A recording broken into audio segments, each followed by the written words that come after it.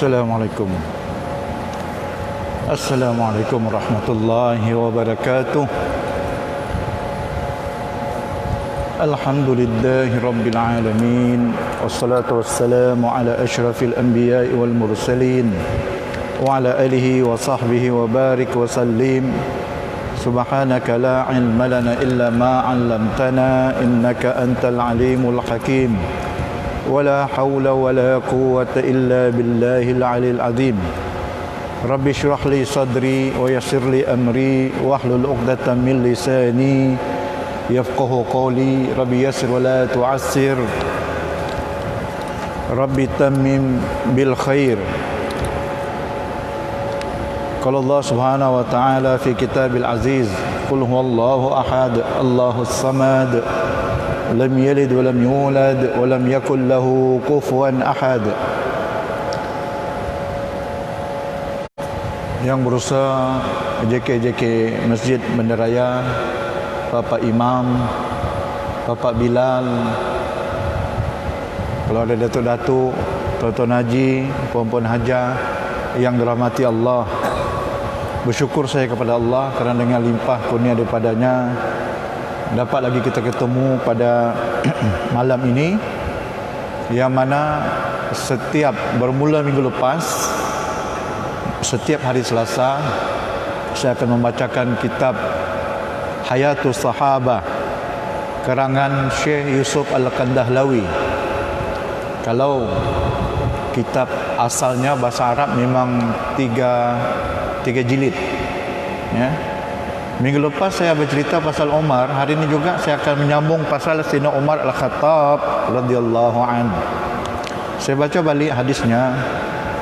Akhraja At-Tabrani an Abdullah bin Mas'ud radhiyallahu anhu qala Rasulullah sallallahu alaihi wasallam Allahumma a'izzal Islam bi Umar bin Al-Khattab aw bi Abi Jahl bin Hisham. فجعل الله دعوة رسوله صلى الله عليه وسلم لعمر بن الخطاب فبنى عليه الإسلام وهدم به الأوثان. Maksudnya dikeluarkan oleh Imam At-Tabrani daripada Abdullah bin Mas'ud radhiyallahu an. Abdullah bin Mas'ud berkata, Nabi sallallahu alaihi wasallam bersabda, Wahai Allah, Allahumma a'izzal Islam bi Umar bin Al-Khattab. Ya Allah, muliakanlah Islam ini dengan Umar ibn Al-Khattab ataupun dengan Abi Jahal bin Hisham. Ya.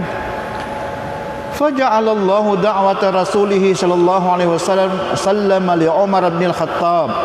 Jadi Allah mengkabulkan doa Nabi sallallahu alaihi wasallam, doa Rasul dengan berimannya Umar ibn Al-Khattab radhiyallahu an. Fabana alaihi al-Islam.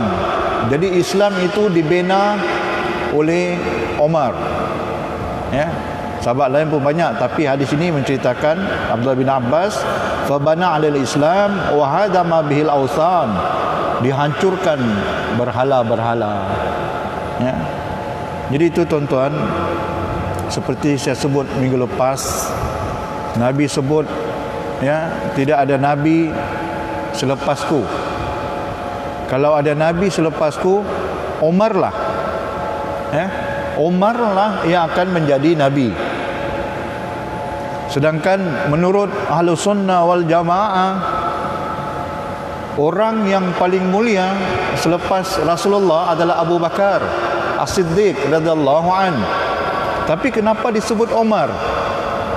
Kan? Kalau Abu Bakar mulia, kenapa Nabi kata kalau ada selepas aku Nabi, Umar lah, bukan Abu Bakar? Jadi itulah para ulama menjawab, kerana dengan sebab Umar itu disebut saja satu cadangan ataupun pandangan, ya, ayat Quran turun.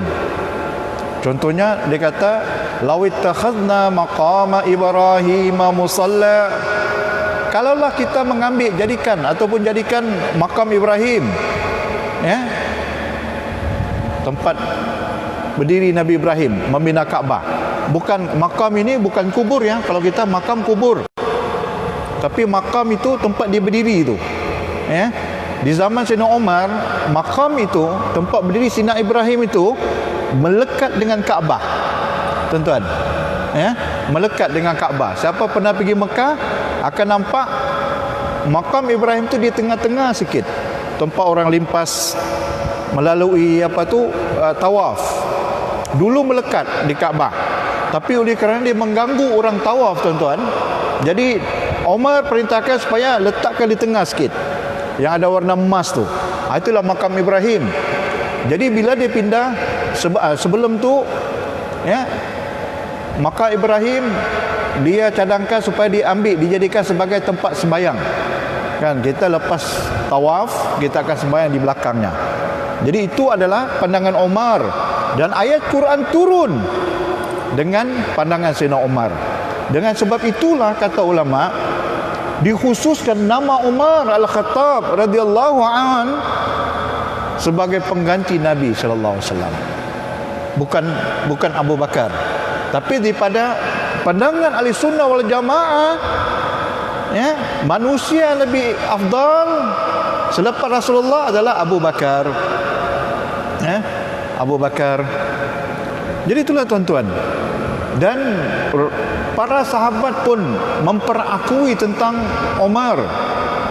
Kan seorang Nabi menyebut, innallaha ja'ala al-haqqa ala lisani Umara wa qalbihi. Sesungguhnya Allah menjadikan kebenaran itu di lidah Umar, kan, dan hatinya. Kebenaran itu, ya, di lidah Umar dan hatinya. Jadi artinya Umar ini, kalau dia bertegas dengan satu benda, akan nampak dia tidak ada main-main punya. Kalau dia tidak suka lah dia, siapapun, siapapun. Kan ada juga kawan-kawan kita, kan tuan-tuan, kawan-kawan kita yang keras hati ini, yang keras hati, dia selalu kena umpat di belakang. Ya, selalu kena umpat di belakang. Tiba-tiba orang mengumpat dia tu, mau bersalam dengan dia. Apa dia bilang? Tak payah kau salam-salam aku, dia bilang. Kau di depan saja bagus, di belakang kuat mengumpat, tak payah kau salam-salam. Ini yang terus terang. Ada kan tuan-tuan? Ada yang begitu. Ada yang begitu. Tak payahlah kau salam-salam dengan aku. Kau ni tembirang saja. Di depan aku baik betul kau, tapi di belakang kau bukan main mengumpat sama aku. Terus terang dia nak mau salam dengan orang tu. Kalau kau sudah bertobat, tidak sudah kau mengumpat, kau datang dengan aku, baru aku mau salam sama kau. Terus terang. Ada kawan-kawan begitu tuan-tuan, daripada pengalaman kita. Tak payahlah saya sebut. Kalau saya sebut, tuan-tuan kenal ni. Ni kawan-kawan ni ada yang jadi begitu. Dia peduli. Walaupun satu jabatan. Walaupun satu jabatan, tak dia peduli. Ada yang jadi begitu. Umar kalau dia tak suka, nampak di muka dia. Umar Al-Khattab radhiyallahu an, kalau dia tak suka, dia nampak. Kalau wanita, tuan-tuan, wanita kalau dia cinta seorang lelaki, dia boleh menyembunyikan rasa cintanya tu walaupun 50 tahun. Betul tak, Haji? Dia boleh menyembunyikan rasa cintanya walaupun dia cinta tu laki orang, dia akan sembunyikan. Tapi ada satu sikap apakah wanita tidak akan dapat sembunyikan walaupun satu saat. Apa dia?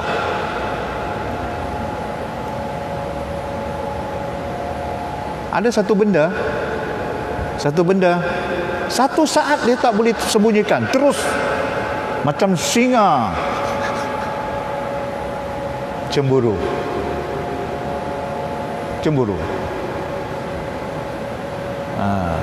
Itu tak boleh. Tak boleh. Betul tak, Haji? Cuba cuba sebut perempuan lain depan kita. Kita saja provok ya, bukan betul pun. Di jalan tadi punya lawa itu perempuan. Dia diam-diam tuh begini tuh. Apa bang? Apa bang? Perempuan? Aku ni nak cukup sudah kan, dia bilang. Apa yang kurang dengan aku, dia bilang. Padahal kita provok ya, tidak ada pun. Kan? Tidak ada pun. Tapi kita provok. Nampak.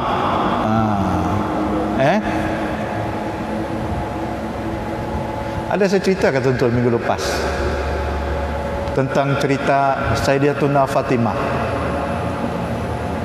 Tidak pernah, tidak ada.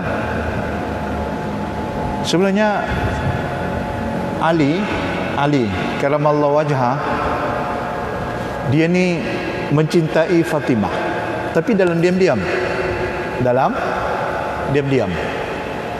Bila Fatimah ni tuan-tuan, kan cantik Fatimah ni. Cantik. Tuan-tuan, Nabi SAW memang handsome. Keturunan dia, kulit dia merah, putih kemerah-merahan. Kalau dia sudah handsome, anak dia apa lagi? Fatimah cantik, tuan-tuan. Ali karamallahu wajhah, memang dia sangat cinta kepada apa? Fatimah. Satu kali Fatimah kena pinang. Siapa yang pinang dia? Abu Bakar. Aduh, dia bilang, habislah, melepaslah aku ni. Sebab Abu Bakar ni sahabat yang sangat rapat dengan Nabi. Ya? Betul tak? Sangat rapat dengan Nabi. Bangsawan, harta banyak memerdekakan hamba-hamba, termasuk siapa? Bilal bin Rabah.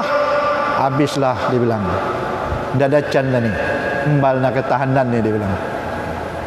Jadi tuan-tuan, rupanya Nabi tidak tolak. Walaupun sahabat paling dekat, ditolak. Lepas tu siapa meminang, tuan-tuan? Fatimah. Umar Al-Khattab radhiyallahu an meminang Fatimah. Sudah, dia bilang. Kalau Umar ni lagilah. Tuan-tuan tahu kan, Umar ni orang Arab memang badan dia besar, tapi Umar badan dia lagi besar dan lagi tinggi daripada orang-orang Arab yang lain. Macam minggu lepas dah saya sebut, siapa yang berani lawan Sayyidina Umar ni dalam wrestling? Tidak ada. Dia pemegang tali pinggang wrestling, musara'ah. Tiap-tiap tahun dibuat pertandingan, tidak ada orang boleh kalahkan dia. Dan bila dia masuk Islam, dia challenge orang siapa mau wrestling dengan dia. 3 hari 3 malam, tidak ada yang boleh. Lepas 3 hari, orang semua surrender, tidak ada boleh lawan. Jadi yang meminang Fatimah ini Umar. Aduh, terlepaslah ni, dia bilang. Rupanya Rasulullah pun tidak terima juga. Tidak terima. Tapi tuan-tuan tahu, akhirnya Umar kahwin dengan siapa? Saya sebut minggu lepas, isteri Umar ada 7 orang kan? Betul tak? 7 orang. Isteri Umar Al-Khattab ada 7 orang. Isteri dia yang ke-7, Sayyidina Umar ni, namanya Ummu Kalsum. Siapa Ummu Kalsum ni, tuan-tuan?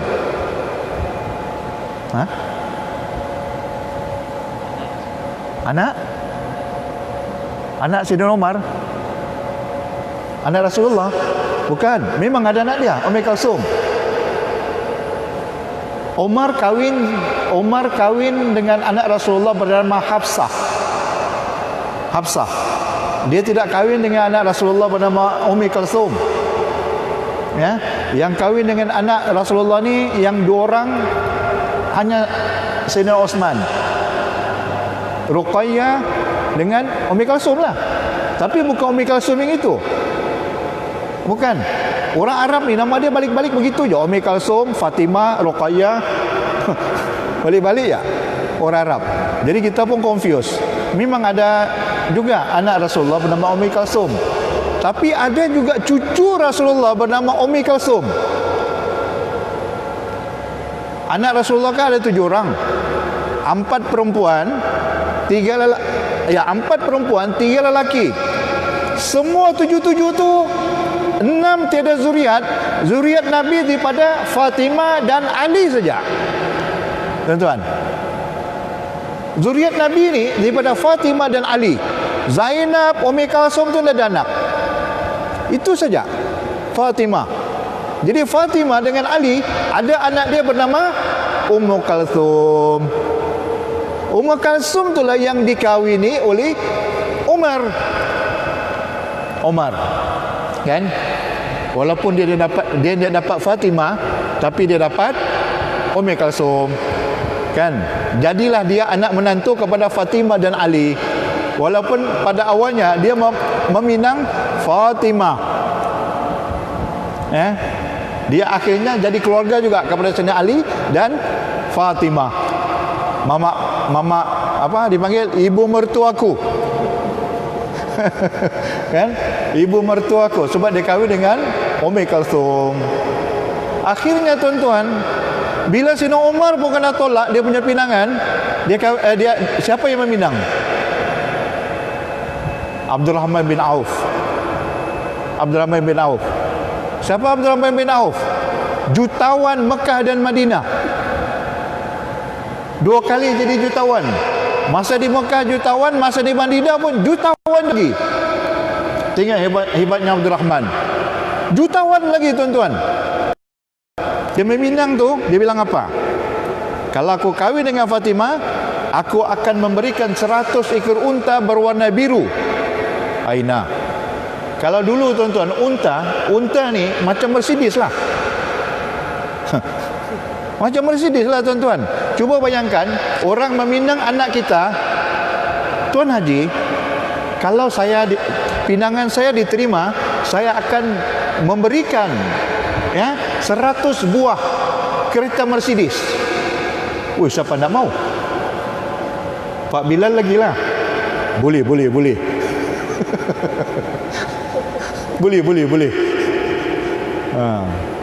Jadi tuan-tuan, rupanya Rasulullah nak juga terima. Kan? Rasulullah kan bukan mata duitan. Kan? Fatimah juga bukan mata duitan. Fatimah tu confirm sudah ahli syurga. Kan? Ketua wanita syurga. Betul tak? Fatimah ketua wanita syurga. Bila Ali tengok tak jadi juga kena terima pinangan Abdurrahman, itu semua orang hebat-hebat tu, orang kaya, bangsawan, semua tak diterima. Akhirnya Ali dia kata, supaya orang lain jangan pinang Fatimah, baik aku pergi jumpa Rasulullah. Kan? Jumpalah, kita kalau suka perempuan tuan-tuan, jangan diam-diam, pergi jumpa gentleman.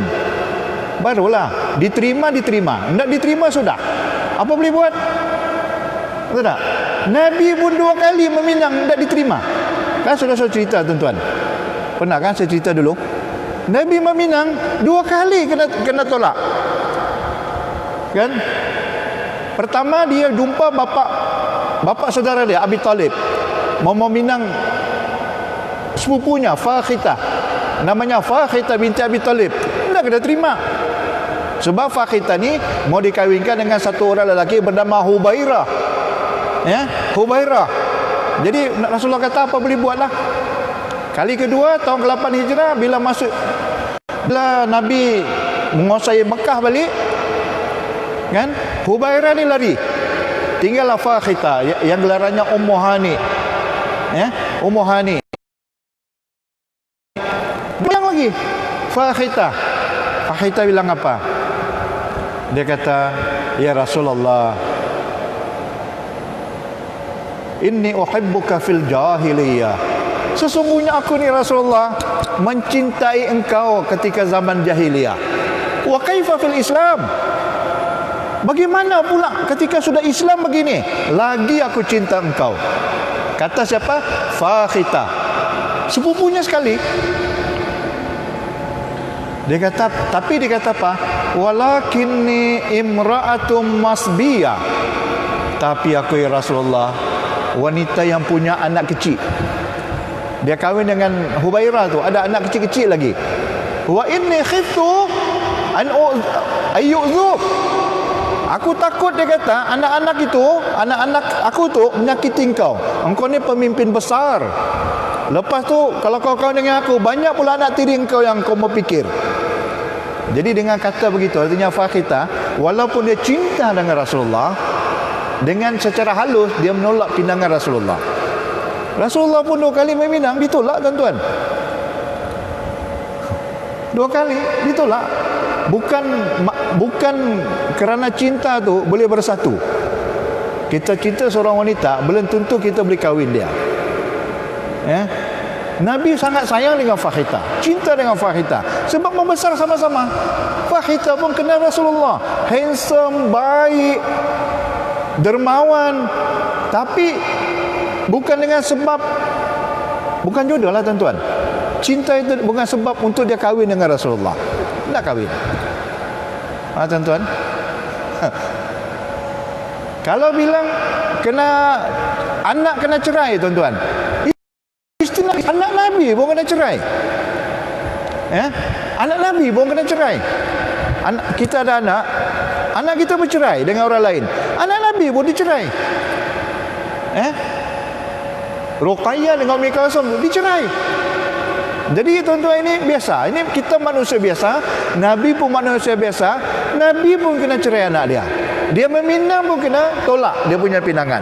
Apalagi kita bukan Nabi. Bukan Nabi, dia bukan ahli syurga. Ya, mau banding handsome kita dengan Nabi, jauh. Langit dan bumi itu masih dekat lagi tu. Jauh tuan-tuan.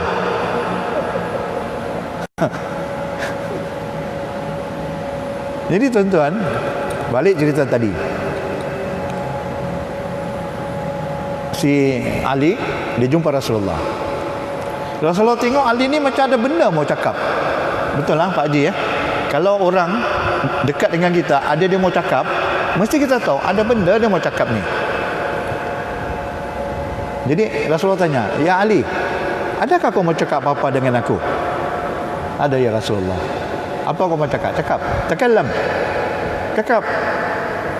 Ali kata apa? "Ya Rasulullah, aku mau meminang Fatimah." Dia tahu kalau dia tidak gentleman, tidak jumpa meminang, kan? Dapat, tidak dapat apa boleh buat, kan? Mesti begitu, mesti try. Betul tak? Macam tuan daripada KL datang sini, pinang dulu, dapat, tidak dapat alhamdulillah, tapi akhirnya dapat, syukur. Kan? Nabi senyum, bah, sabar kau. Nabi pergi jumpa Fatimah. "Ya Fatimah anakku, Ali mau meminang kau. Apa macam?" Fatimah malu-malu, diam-diam dia. Ya, pepatah Arab kata, as-sukut alamatur ridha. Diam itu tanda ridha, suka. Jadi hari ini dia meminang, besok dia kasih kahwin sudah. Nah, kita ni lama lagi, kan?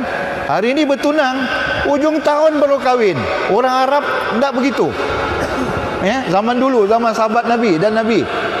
Hari ini meminang, esok sudah kahwin. Jangan tunggu lama-lama.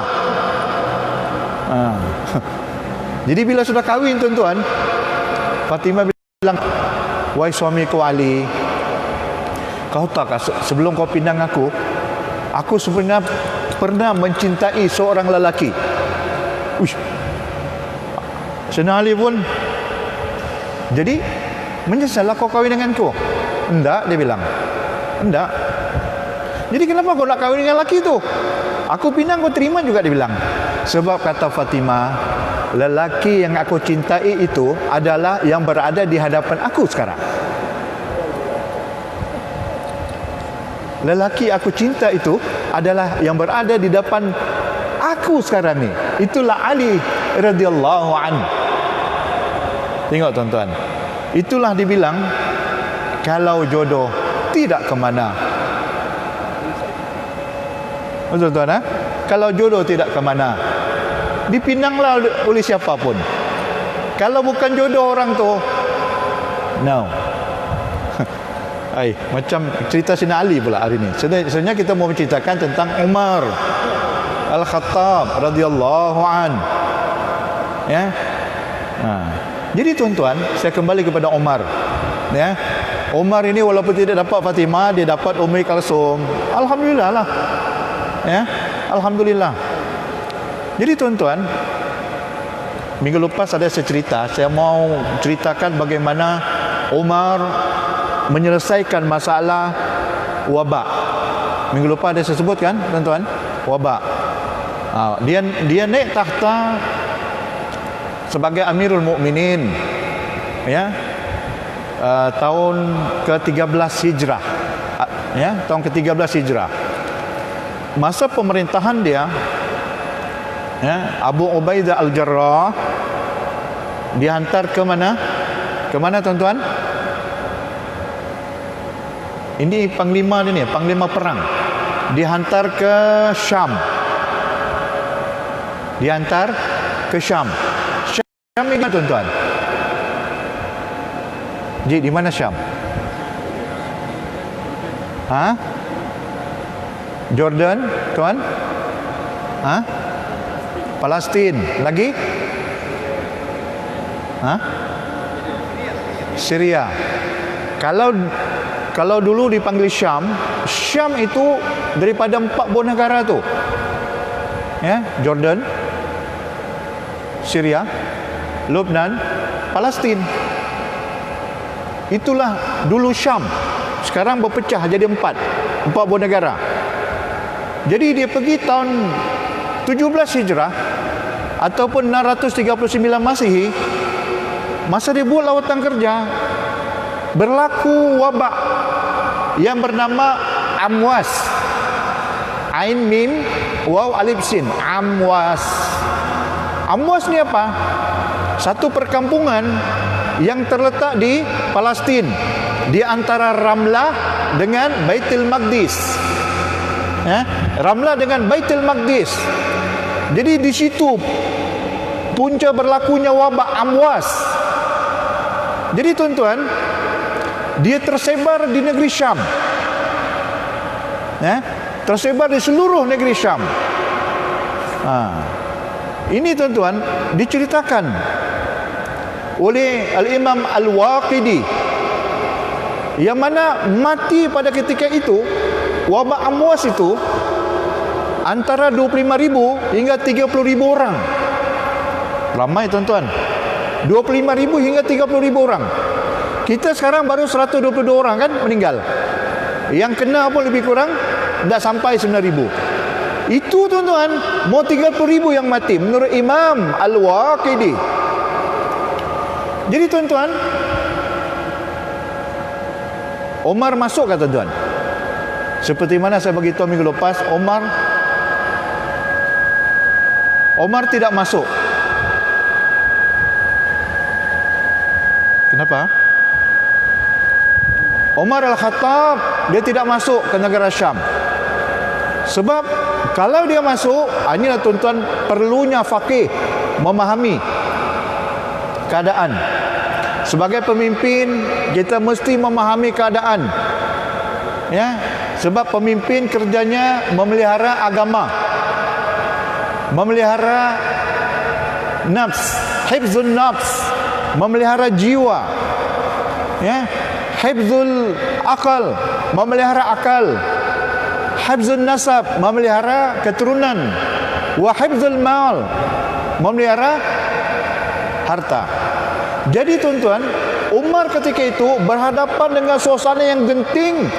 Bagaimana mau menjaga jiwa manusia, sedangkan jiwa sudah ramai, 30,000 orang sudah mati.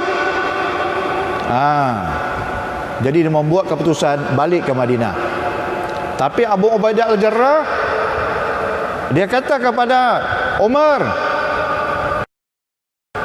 "Firaran min qadarillah ya Amiral Mukminin."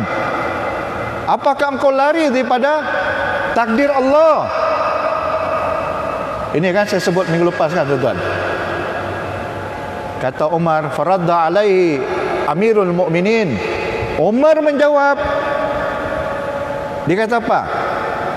"Lau ghairuka qalaha ya Aba Ubaidah."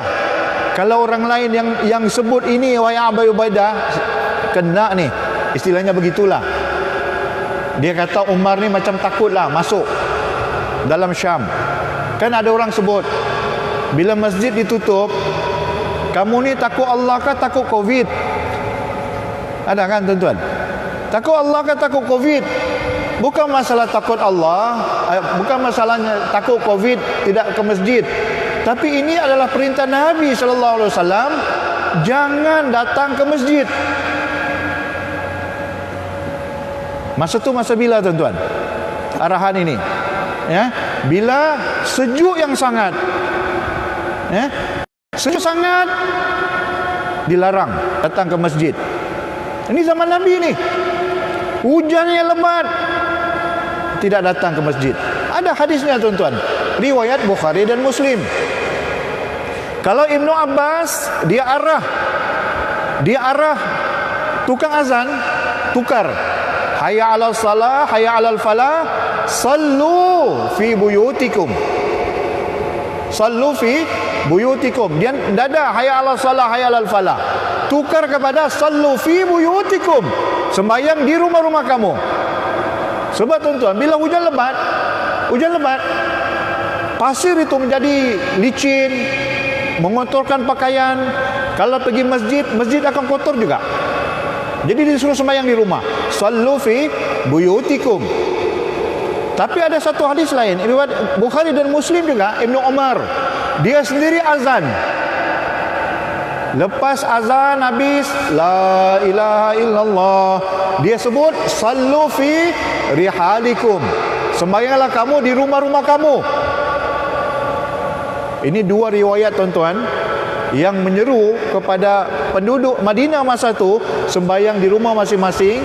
Bila hujan lebat sangat, angin tuan-tuan, setahun sekali selalunya padang pasir ini akan ribut. Bagi tuan-tuan, mana lagi bahaya, hujan lebat ke ataupun COVID-19? Mana lebih bahaya? Masih COVID.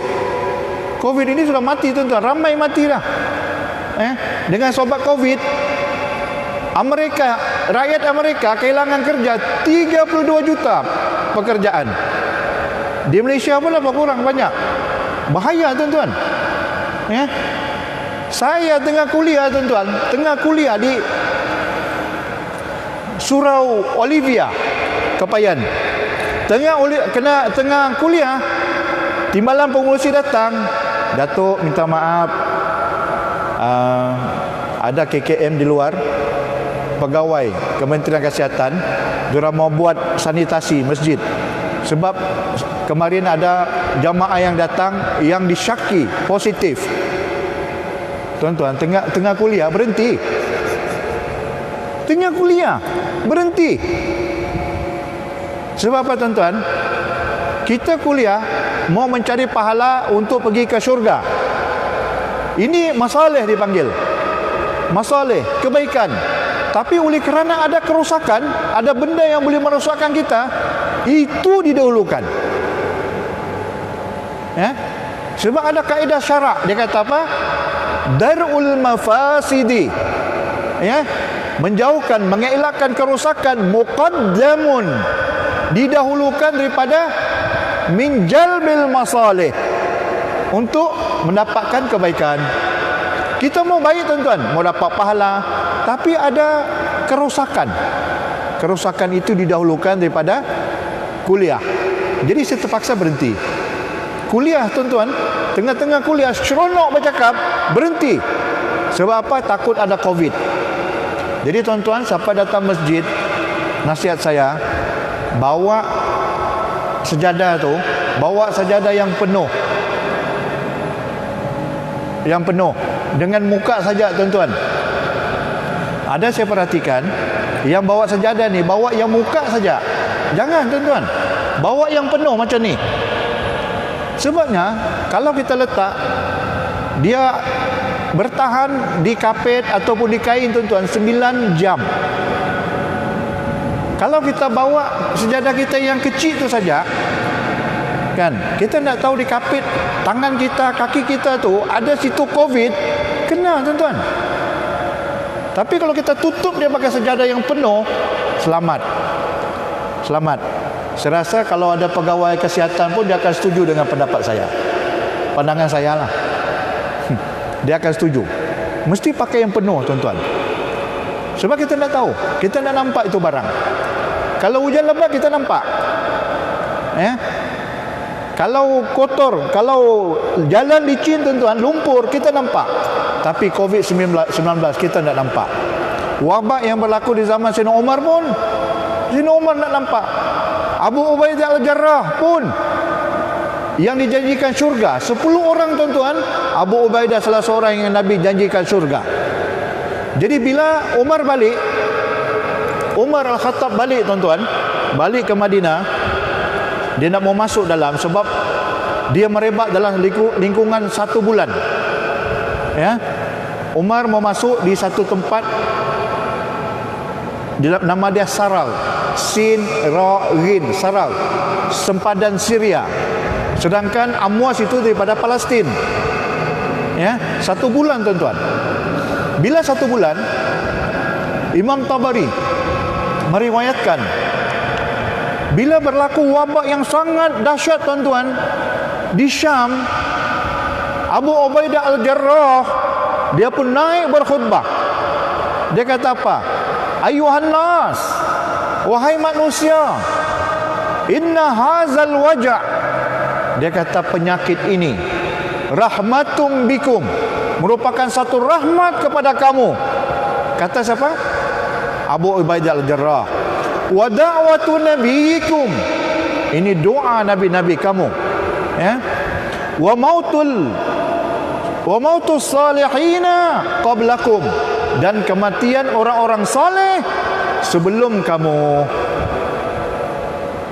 Itu kata Abu Ubaidah.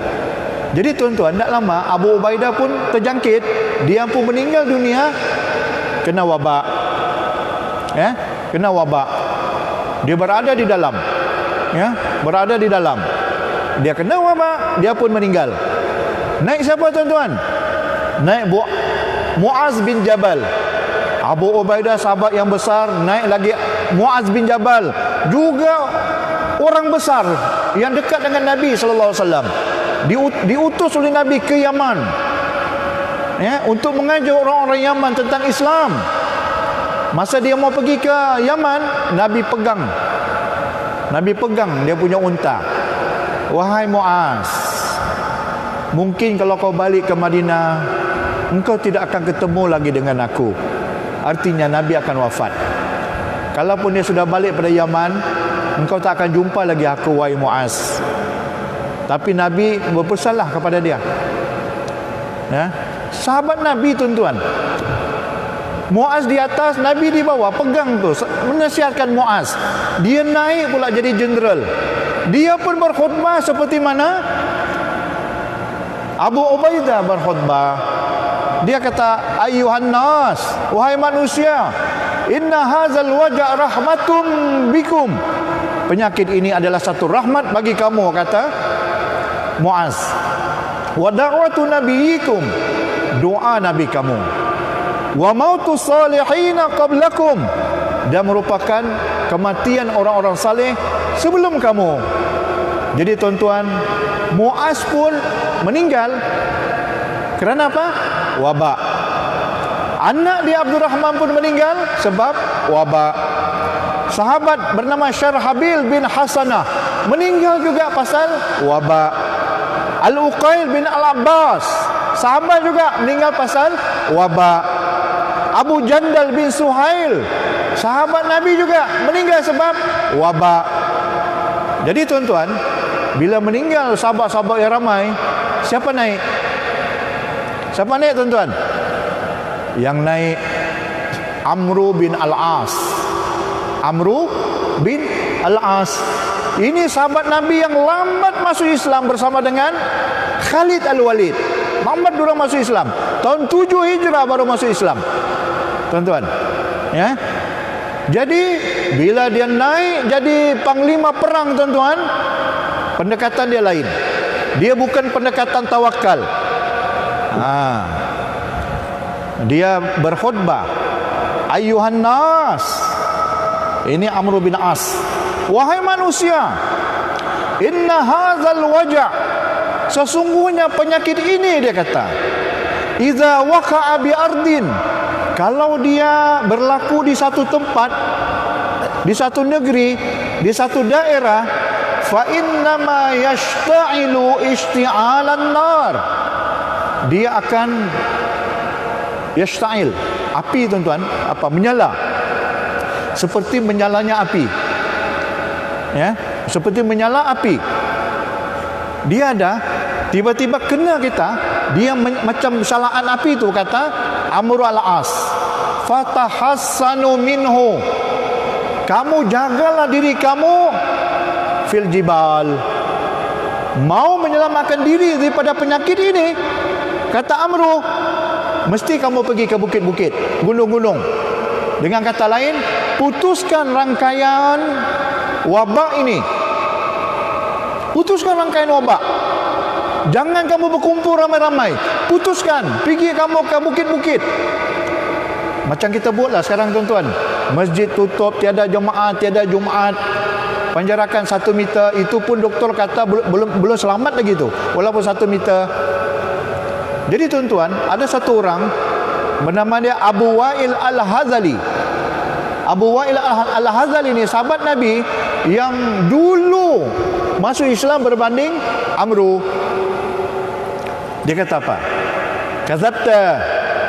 Dia kata pada Amru, panglima perang, dia tunjuk Amru, kazabta, dia kata engkau dusta, dia bilang. Dia tak setuju pendekatan Amru, dia setuju sahabat yang sebelum ni. Wallahi, demi Allah, kata Abu Wa'il, wallahi demi Allah, dia kata, laqad sahibtu Rasulullah, sesungguhnya aku telah bersahabat dengan Rasulullah, wa anta syarrun min himari hadza, sedangkan engkau ni lebih buruk, dia kata, daripada kaldayaku. Artinya dia sudah berkawan dengan Nabi. Amru ni belum Islam lagi, artinya lebih buruk daripada keldai dia, ya. Abu Wa'il tu dia tak setuju, dia kata begitu, pendusta kan, aku ni lebih dulu masuk Islam, ada begitu bahkan. Kalau orang tua aku lebih dulu makan garam, bila tak setuju. Jadi apa kata apa Amru? Wallahi dia kata, demi Allah, ma aruddu ma taqul, aku tidak akan jawab apa yang kau sebut. Aku tidak akan jawab. Engkau kata aku pendusta kah? Aku lebih buruk daripada dongki engkau kah? Aku tidak akan layan, dia kata. Wayumullah, demi Allah, kata siapa? Amru, la nuqimu alaih, kami tidak akan berada terus di sini sedangkan wabak ini masih berada di sekeliling kami. Kami tidak akan kekal di sini, ya, kami mesti berpecah. Jadi tuan-tuan, summa kharaja, lepas dia cakap tu, Amr bin As keluar, wa kharajan nasu fatafarraqu. Bila Amr keluar kan, orang manusia semua yang lain keluar, fatafarraqu, mereka pun berpecah, tidak sudah berkumpul ramai-ramai tuan-tuan. Wa dafa'ahu Allahu anhum, Allah pun menjauhkan wabak itu daripada Syam, tuan-tuan. Artinya rangkaian itu putus bila sahabat-sahabat Nabi diarahkan oleh Amru berpecah. Itulah sebab Amru tidak mati, tuan-tuan. Amru tidak mati sebab dia menjauhkan diri, dia tidak mau berkumpul ramai-ramai. Fabalaga dzalika Umar bin Al-Khattab, arahan Amru sampai kepada Umar Al-Khattab. Kalau Abu Ubaidah dia biar, tapi Amru dia tak mau biar, mesti berpecah, ya, sampai pandangan Amru ni kepada Sayyidina Umar. Fawallahi ma karihahu, demi Allah, Umar tidak membenci pendekatan Amru. Sebab apa? Dengan sebab pendekatan Amru, penyakit itu hilang jauh. Cuba bayangkan tuan-tuan, Amru juga buat macam Abu Ubaidah, mati juga dia tuan-tuan. Inilah tuan-tuan yang dibuat oleh kerajaan Malaysia. Penjarakan sosial kan dipanggil. Inilah pendekatan yang dibuat oleh sahabat, ya, sahabat Nabi dulu, Amru al-As. Jangan berdekat-dekat, sebab kita tak nampak itu COVID, wabak tu ataupun virus itu kita tak nampak. Dan inilah yang telah dibuat oleh Amru al-As. Masuk waktu saudara. Inilah tuan-tuan. Jadi tuan-tuan, kita ambil pengajaran daripada pendekatan seorang sahabat Nabi sallallahu alaihi wasallam yang bernama Amru, kan, dan dia dilantik oleh Sayyidina Umar Al-Khattab radhiyallahu an.